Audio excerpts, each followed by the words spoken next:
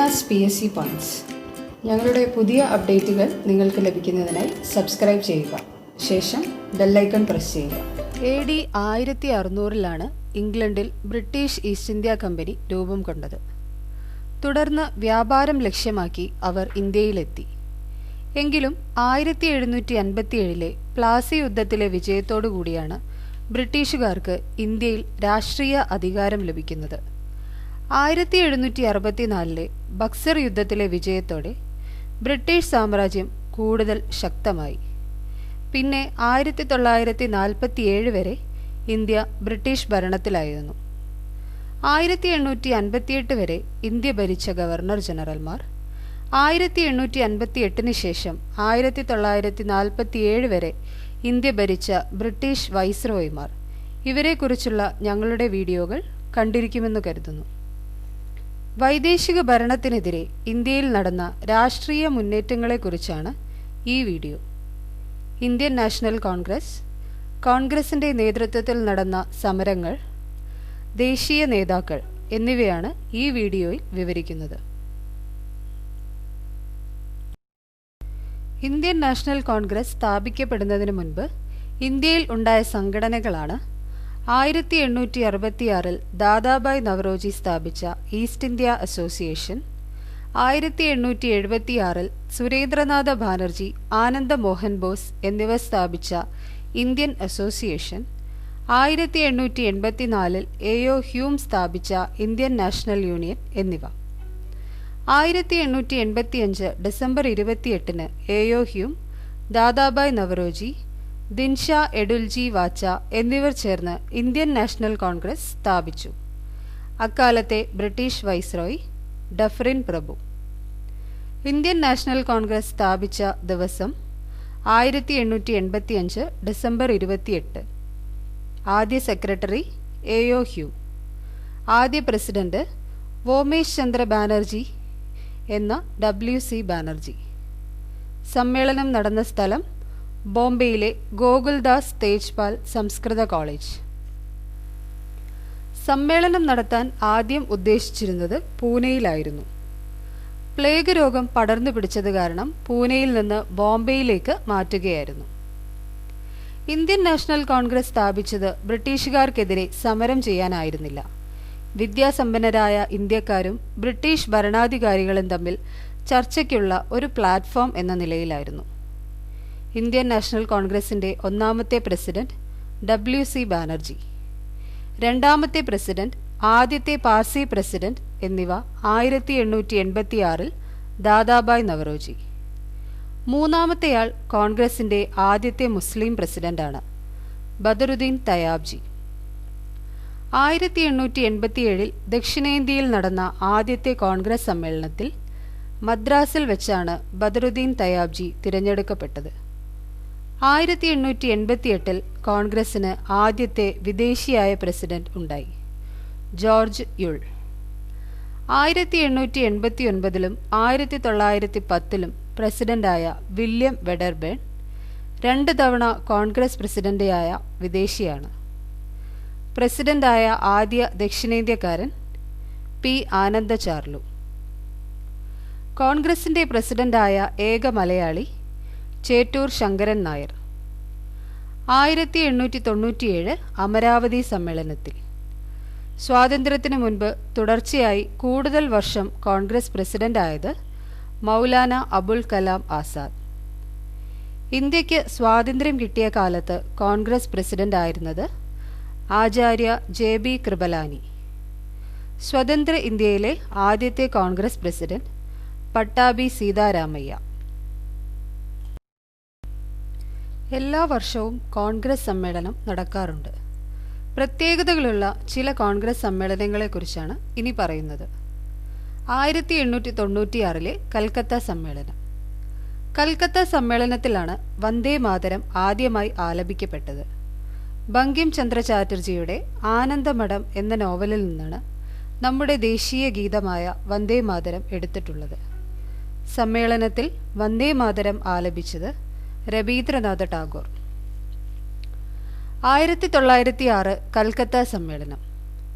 സ്വരാജ് ആണ് കോൺഗ്രസിൻ്റെ ലക്ഷ്യം എന്ന് പ്രഖ്യാപിച്ചത് 1906 കൽക്കത്ത സമ്മേളനത്തിൽ വെച്ചായിരുന്നു. 1907 സൂറത്ത് സമ്മേളനം. മിതവാദികൾ, തീവ്രവാദികൾ എന്നിങ്ങനെ രണ്ട് വിഭാഗങ്ങളായി കോൺഗ്രസ് പിളർന്നത് ഈ സമ്മേളനത്തിലാണ്. മിതവാദികളുടെ നേതാവ് ഗോപാലകൃഷ്ണ ഗോഖലെ, തീവ്രവാദികളുടെ നേതാവ് ബാലഗംഗാധര തിലകൻ. 1911 കൽക്കത്ത സമ്മേളനം. രവീന്ദ്രനാഥ ടാഗോർ രചിച്ച ജനഗണമന എന്ന ദേശീയ ഗാനം ആദ്യമായി ആലപിച്ചത് 1911 കൽക്കത്ത സമ്മേളനത്തിലാണ്. 1916 ലക്നൗ സമ്മേളനം. മിതവാദികളും തീവ്രവാദികളും വീണ്ടും ഒരുമിച്ച സമ്മേളനം. കോൺഗ്രസും 1906 രൂപീകരിക്കപ്പെട്ട മുസ്ലിം ലീഗും യോജിച്ച പോരാട്ടത്തിന് തീരുമാനമെടുത്ത സമ്മേളനം. ഗാന്ധിജിയും നെഹ്റുവും ആദ്യമായി കാണുന്ന സമ്മേളനം എന്നീ പ്രത്യേകതകൾ ഉള്ളതാണ് 1916 ലക്നൗ സമ്മേളനം.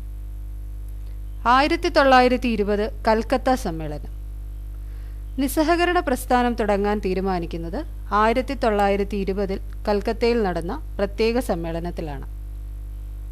1929 ലാഹോർ സമ്മേളനം.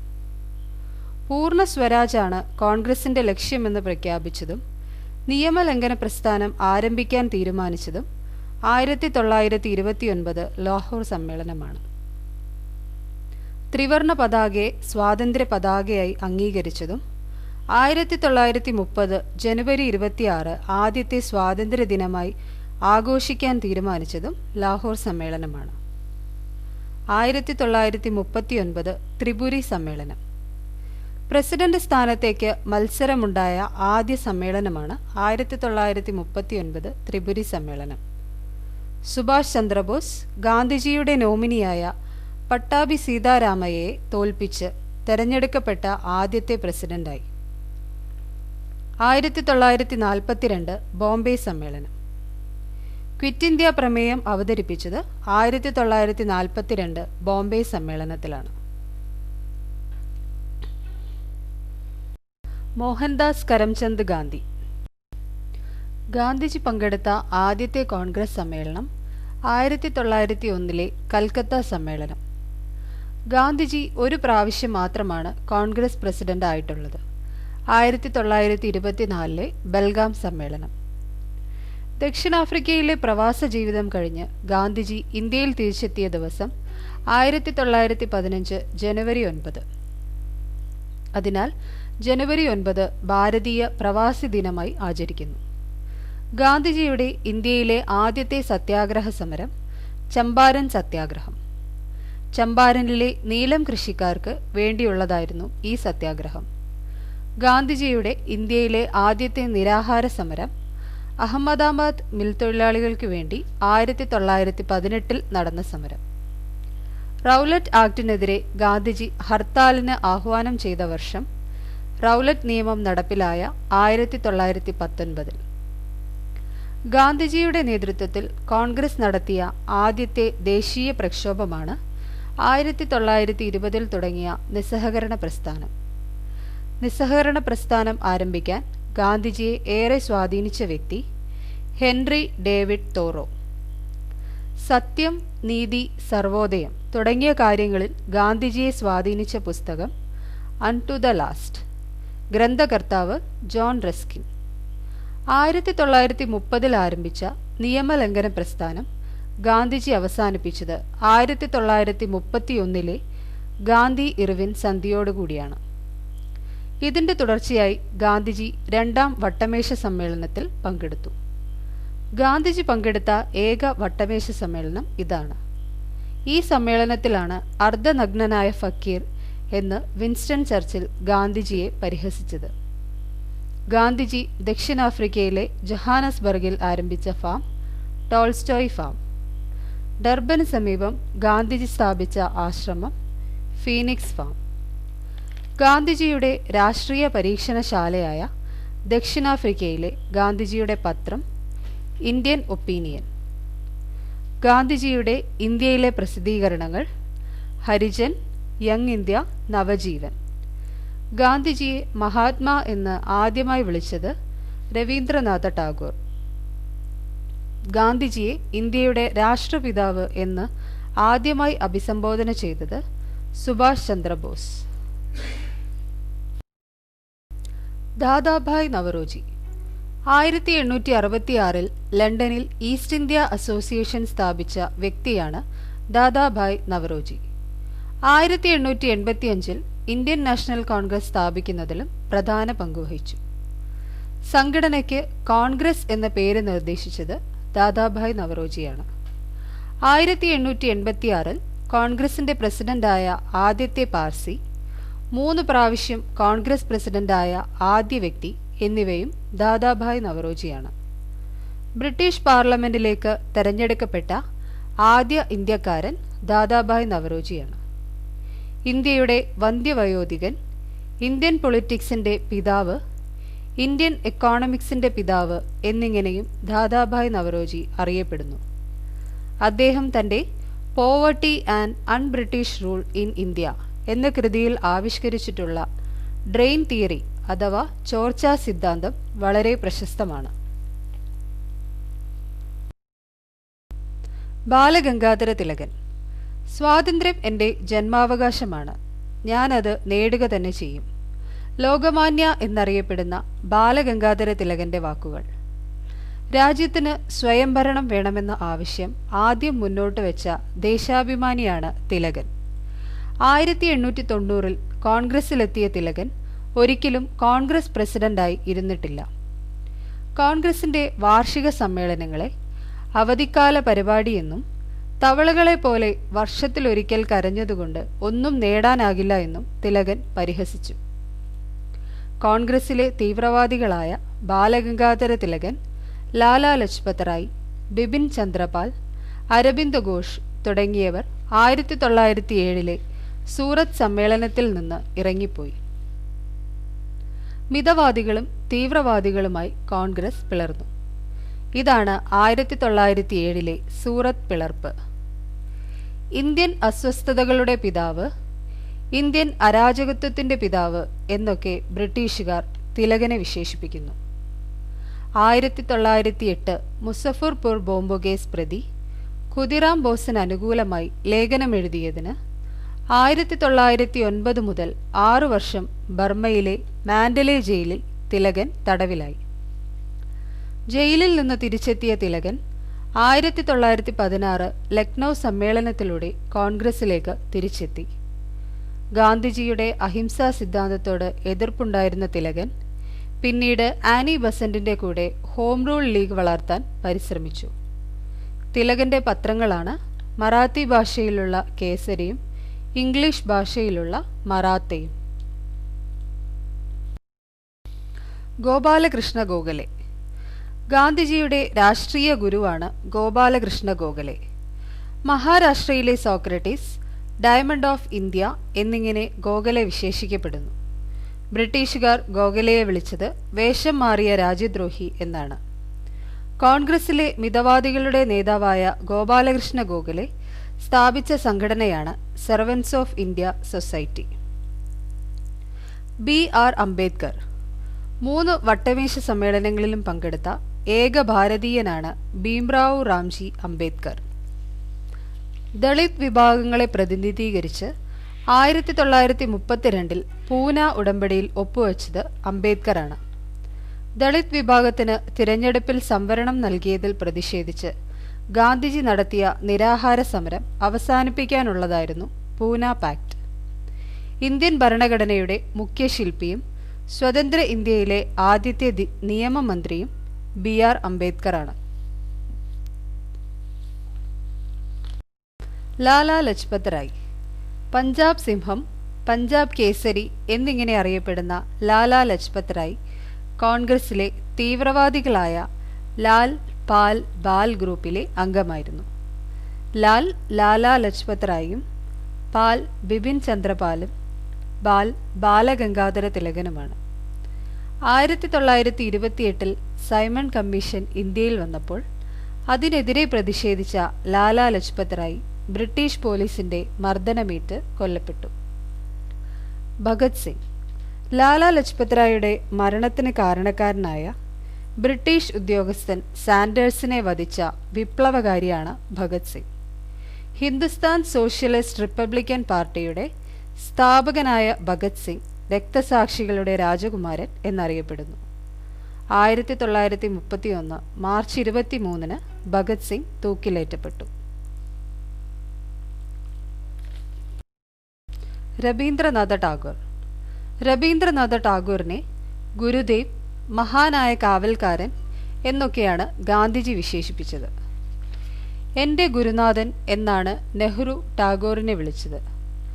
1911 കൊൽക്കത്ത സമ്മേളനത്തിൽ പാടാൻ വേണ്ടി രബീന്ദ്രനാഥ ടാഗോർ ദേശീയഗാനം രചിച്ചു.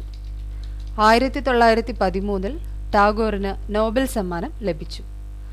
1919 ജാലിയൻ വാലാബാഗ് കൂട്ടക്കൊലയിൽ പ്രതിഷേധിച്ച് ടാഗോർ സർ പദവി ഉപേക്ഷിച്ചു. ശാന്തിനികേതൻ, വിശ്വഭാരതി സർവകലാശാല എന്നിവ സ്ഥാപിച്ചത് രബീന്ദ്രനാഥ ടാഗോറാണ്. ജവഹർലാൽ നെഹ്റു. ജവഹർലാൽ നെഹ്റു ആദ്യമായി പങ്കെടുത്ത കോൺഗ്രസ് സമ്മേളനം 1912 ബങ്കിപ്പൂർ സമ്മേളനം. ഗാന്ധിജിയും നെഹ്റുവും ഒരുമിച്ച് പങ്കെടുത്ത സമ്മേളനം 1916 ലക്നൗ സമ്മേളനം. നെഹ്റു ആദ്യമായി കോൺഗ്രസ് പ്രസിഡന്റായത് 1929 ലാഹോർ സമ്മേളനത്തിൽ. 1947 ജവഹർലാൽ നെഹ്റു ഇന്ത്യയുടെ ആദ്യത്തെ പ്രധാനമന്ത്രിയായി. വല്ലഭായ് പട്ടേൽ. 1918 ഗാന്ധിജിയുടെ രണ്ടാമത്തെ സത്യാഗ്രഹ സമരമായ ഖേഡ സമരത്തിൽ വല്ലഭായ് പട്ടേൽ പ്രധാന പങ്കുവഹിച്ചു. 1922 സരബന്ദി എന്ന നികുതി നിഷേധ സമരത്തിൻ്റെ നായകൻ വല്ലഭായ് പട്ടേലാണ്. 1928 ബർദോളി സമരം നയിച്ചതോടുകൂടി വല്ലഭായ് പട്ടേൽ ഇന്ത്യയിലെ അറിയപ്പെടുന്ന നേതാവായി മാറി. ഗാന്ധിജി പട്ടേലിനെ സർദാർ എന്ന് അഭിസംബോധന ചെയ്തു. വല്ലഭായ് പട്ടേൽ അധ്യക്ഷനായ ഏക കോൺഗ്രസ് സമ്മേളനം 1931 കറാച്ചി സമ്മേളനം. മൗലിക അവകാശങ്ങൾ സംബന്ധിച്ച പ്രമേയം പാസാക്കിയത് ഈ സമ്മേളനത്തിലാണ്. സ്വതന്ത്ര ഇന്ത്യയിലെ ആദ്യത്തെ ഉപപ്രധാനമന്ത്രിയാണ് വല്ലഭായ് പട്ടേൽ. സുഭാഷ് ചന്ദ്രബോസ്. ഇന്ത്യൻ നാഷണൽ കോൺഗ്രസിൻ്റെ ആദ്യത്തെ തിരഞ്ഞെടുക്കപ്പെട്ട പ്രസിഡന്റാണ് സുഭാഷ് ചന്ദ്രബോസ്. 1939 ത്രിപുരി സമ്മേളനത്തിൽ സുഭാഷ് ചന്ദ്രബോസ് ഗാന്ധിജിയുടെ നോമിനിയായ പട്ടാഭി സീതാരാമയെ പരാജയപ്പെടുത്തി പ്രസിഡന്റായി. പക്ഷേ അദ്ദേഹം കോൺഗ്രസിൽ നിന്ന് രാജിവെച്ച് ഫോർവേഡ് ബ്ലോക്ക് എന്ന പാർട്ടി ഉണ്ടാക്കി. രണ്ടാം ലോക മഹായുദ്ധത്തിൽ ബ്രിട്ടന്റെ എതിരാളികളായ ജർമ്മനി, ഇറ്റലി, ജപ്പാൻ എന്നിവരുടെ സഹായത്തോടെ ബ്രിട്ടനെ പരാജയപ്പെടുത്താൻ ശ്രമം നടത്തി. ജപ്പാന്റെ പിന്തുണയോടെ സിംഗപ്പൂരിൽ ആസാദ് ഹിന്ദ് ഗവൺമെന്റ് രൂപീകരിച്ചു. ഇന്ത്യൻ നാഷണൽ ആർമി വീണ്ടും സംഘടിപ്പിച്ച് ബ്രിട്ടീഷ് ഇന്ത്യയിലേക്ക് മാർച്ച് ചെയ്തു. എന്നാൽ രണ്ടാം ലോക മഹായുദ്ധത്തിൽ ജപ്പാൻ തകർന്നതോടെ സുഭാഷ് ചന്ദ്രബോസിന് പിന്തിരിയേണ്ടി വന്നു. രക്ഷപ്പെടുന്നതിനിടയിൽ ഒരു വിമാന അപകടത്തിൽ ഫോർമോസയിൽ വെച്ച് മരണപ്പെട്ടു. വനിതാ നേതാക്കൾ. ഇന്ത്യൻ നാഷണൽ കോൺഗ്രസിൻ്റെ ആദ്യത്തെ പ്രസിഡന്റ് അയർലാൻഡുകാരിയായ ആനി ബസന്റാണ്. എന്നാൽ ഇന്ത്യക്കാരിയായ ആദ്യത്തെ പ്രസിഡന്റ് സരോജിനി നായിഡു. മൂന്നാമത്തെ വനിതാ പ്രസിഡന്റും ഒരു വിദേശിയാണ്, എഡിത്ത് എലൻ ഗ്രേ എന്ന നെൽസൺ ഗുപ്ത.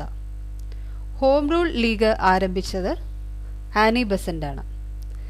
ഗാന്ധിജി, മദൻ മോഹൻ മാളവ്യ എന്നിവരോടൊപ്പം രണ്ടാം വട്ടമേശ സമ്മേളനത്തിൽ പങ്കെടുത്ത വനിത സരോജിനി നായിഡു. ആദ്യമായി കോൺഗ്രസ് സമ്മേളനത്തിൽ പ്രസംഗിച്ച മഹിളാ നേതാവ് കാദംബിനി ഗാംഗുലി. കാദംബിനി ഗാംഗുലി ഇന്ത്യയിലെ ആദ്യത്തെ വനിതാ ഡോക്ടറാണ്. ഇന്ത്യൻ വിപ്ലവ പ്രസ്ഥാനത്തിൻ്റെ മാതാവ് എന്നറിയപ്പെടുന്ന വനിത മാഡം ഭിക്കാജി കാമ. ഇന്ത്യയ്ക്കായി ഒരു ദേശീയ പതാക ആദ്യമായി രൂപകൽപ്പന ചെയ്തതും ഒരു വിദേശ രാജ്യത്ത് ആദ്യമായി പതാക ഉയർത്തിയതും മാഡം കാമയാണ്. 1907 ജർമ്മനിയിലെ സ്റ്റഡ്ഗർട്ടിൽ. ജർമ്മനിയിൽ നിന്ന് വന്ദേ മാതരം എന്ന മാസികയും മാഡം കാമ ആരംഭിച്ചു. സുഭാഷ് ചന്ദ്രബോസിന്റെ സേനയുടെ വനിതാ വിഭാഗമായ ഝാൻസി റാണി റെജിമെന്റിനെ നയിച്ചത് ക്യാപ്റ്റൻ ലക്ഷ്മി. സ്വദേശി പ്രസ്ഥാനം 1885 മുതൽ 1947 വരെയുള്ള ഇന്ത്യൻ നാഷണൽ കോൺഗ്രസിന്റെ പ്രവർത്തനങ്ങൾക്ക് 3 ഘട്ടങ്ങളുണ്ട്. ആദ്യത്തേത് 1905 വരെ മിതവാദി കാലഘട്ടം, അതിനുശേഷം 1917 വരെ തീവ്രവാദി കാലഘട്ടം, 1917 ശേഷം ഗാന്ധിയൻ കാലഘട്ടം. 1905 ബംഗാൾ വിഭജനത്തോടുകൂടിയാണ് ബ്രിട്ടീഷ് ഭരണത്തിനെതിരെ ഫലപ്രദമായ സമരങ്ങൾ ഉണ്ടാകണമെന്ന ആവശ്യം ശക്തമാകുന്നത്. അതിന്റെ ഭാഗമായി സ്വദേശി പ്രസ്ഥാനം ആരംഭിച്ചു. 1911 ബംഗാൾ വിഭജനം റദ്ദാക്കുന്നതുവരെ സ്വദേശി പ്രസ്ഥാനം തുടർന്നു. സ്വദേശി പ്രസ്ഥാനത്തിന് പിന്നിൽ കോൺഗ്രസിലെ തീവ്രവാദി നേതാക്കളായിരുന്നു. നിസ്സഹകരണ പ്രസ്ഥാനം 1919 ബ്രിട്ടീഷ് വൈസ്രോയി ചെംസ്ഫോർഡിന്റെ കാലത്ത് റൗലറ്റ് നിയമം നടപ്പിലായി. ഈ നിയമത്തിനെതിരെ പ്രതിഷേധിച്ചപ്പോഴാണ് ജാലിയൻ വാലാബാഗ് കൂട്ടക്കൊലയുണ്ടായത്. 1920 കോൺഗ്രസ് നിസ്സഹകരണ സമരം പ്രഖ്യാപിച്ചു. ജനങ്ങൾ പലയിടത്തും അക്രമാസക്തരായി. പ്രതിഷേധിച്ച ജനങ്ങൾക്ക് മേൽ പോലീസ് വെടിവെപ്പ് തുടങ്ങി. ഒരു കൂട്ടം സമരക്കാർ ചൗരി ചൗര പോലീസ് സ്റ്റേഷന് തീവെച്ചു. 22 പോലീസുകാർ അതിൽ വെന്തുമരിച്ചു. ഇതാണ് ചൗരി ചൗര സംഭവം. സമരത്തിന്റെ നിർണായക ഘട്ടത്തിൽ ഗാന്ധിജി നിസ്സഹകരണ സമരം പിൻവലിച്ചു. ഗാന്ധിജിയുടെ നടപടി ഇഷ്ടപ്പെടാതിരുന്ന ചില നേതാക്കൾ ഉണ്ടായിരുന്നു. അവർ ചിത്തരഞ്ജൻ ദാസിന്റെയും മോട്ടിലാൽ നെഹ്റുവിന്റെയും നേതൃത്വത്തിൽ സ്വരാജ് പാർട്ടി എന്ന പുതിയ കക്ഷി ഉണ്ടാക്കി. ജാലിയൻ വാലാബാഗ് കൂട്ടക്കൊല. പഞ്ചാബിലുള്ള അമൃത്സറിലെ ജാലിയൻ വാലാബാഗ് മൈതാനത്തിൽ 1919 ഏപ്രിൽ 13 ബ്രിട്ടീഷുകാർ നടത്തിയ നരവേട്ടയാണ് ജാലിയൻ വാലാബാഗ് കൂട്ടക്കൊല. റൗലറ്റ് നിയമത്തിനെതിരെ പ്രതിഷേധിക്കാനും വൈശാഖി ഉത്സവത്തിൽ പങ്കെടുക്കാനുമെത്തിയ നിരായുധരായ 400ഓളം പേർ വെടിവെപ്പിൽ കൊല്ലപ്പെട്ടു. ആയിരക്കണക്കിന് ആൾക്കാർക്ക് പരിക്കുകൾ പറ്റി. കൂട്ടക്കൊലയ്ക്ക് ഉത്തരവിട്ടത് പഞ്ചാബിലെ lieutenant governor Michael O'Dwyer. കൂട്ടക്കൊലയ്ക്ക് നേതൃത്വം നൽകാനെത്തിയ ഉദ്യോഗസ്ഥൻ ബ്രിഗേഡിയർ ജനറൽ റെജിനാൾഡ് ഡയർ. പക്ഷേ 21 വർഷങ്ങൾക്ക് ശേഷം 1940 മാർച്ച് 13 ഗദ്ദർ പാർട്ടി അംഗമായ ഉദ്ധം സിംഗ് എന്ന വിപ്ലവകാരി ലണ്ടനിൽ വെച്ച് മൈക്കൽ ഡയറെ വെടിവെച്ചു കൊന്നു.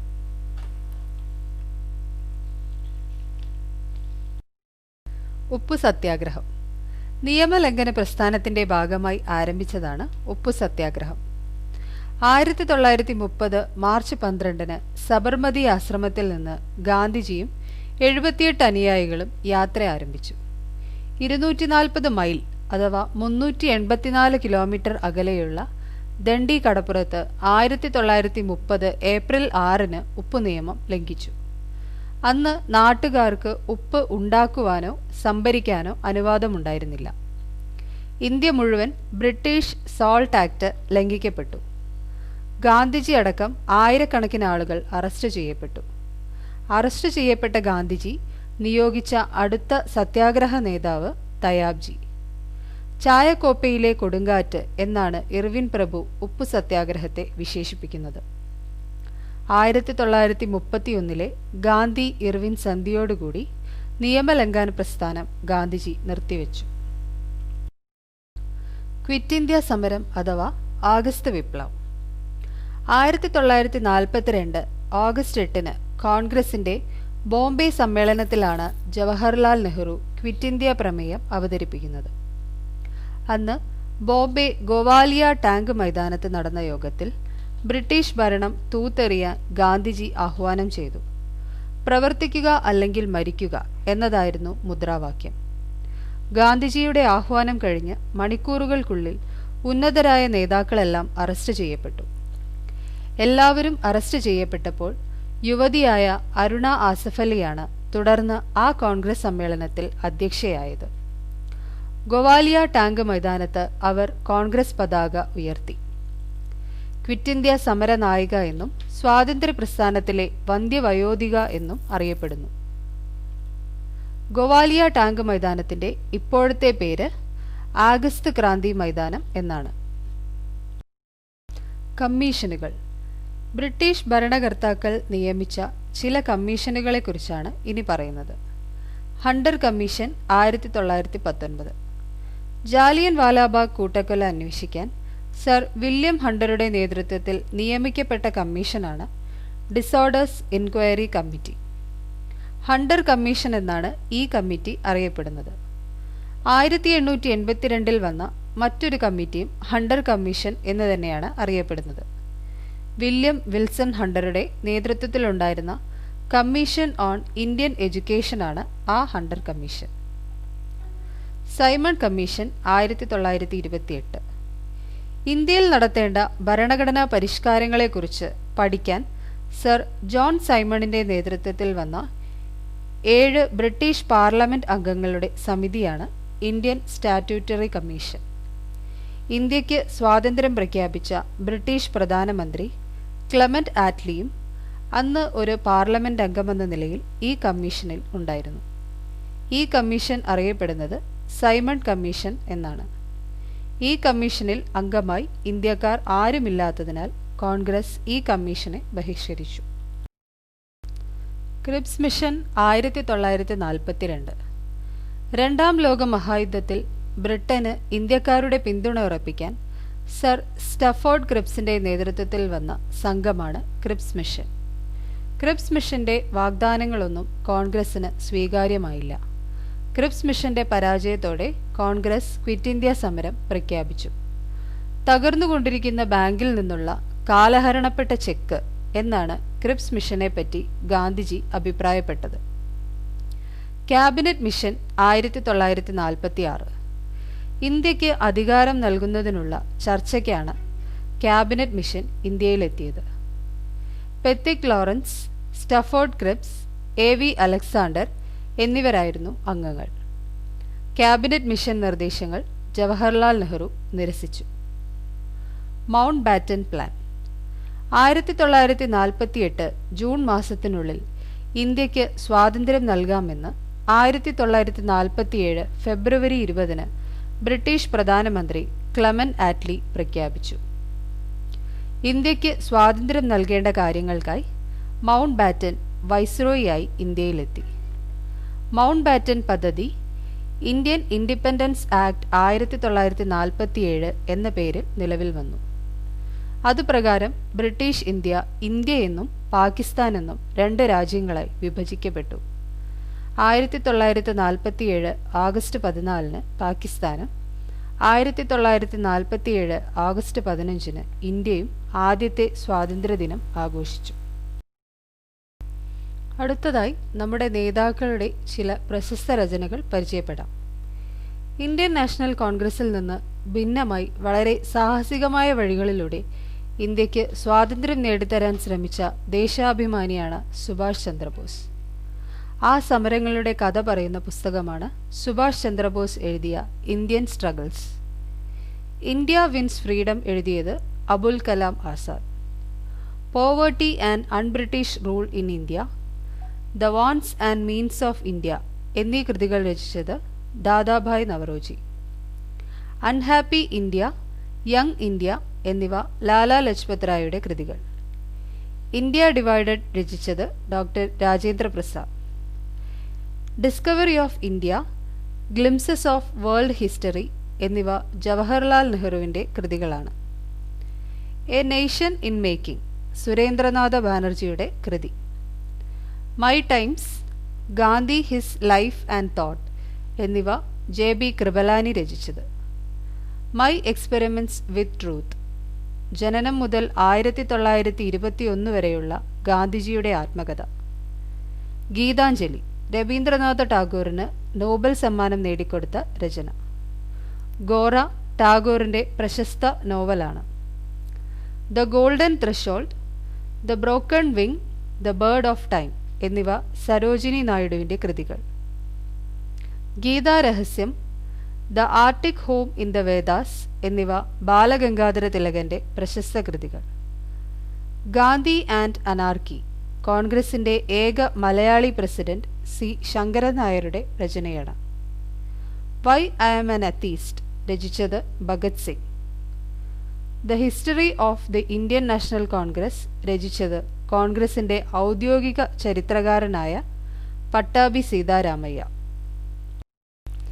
ഇനി മഹത് വചനങ്ങൾ. നിങ്ങൾ എനിക്ക് രക്തം തരൂ, ഞാൻ നിങ്ങൾക്ക് സ്വാതന്ത്ര്യം തരാം. ഈ വാക്കുകൾ സുഭാഷ് ചന്ദ്രബോസിൻ്റേതായിരുന്നു.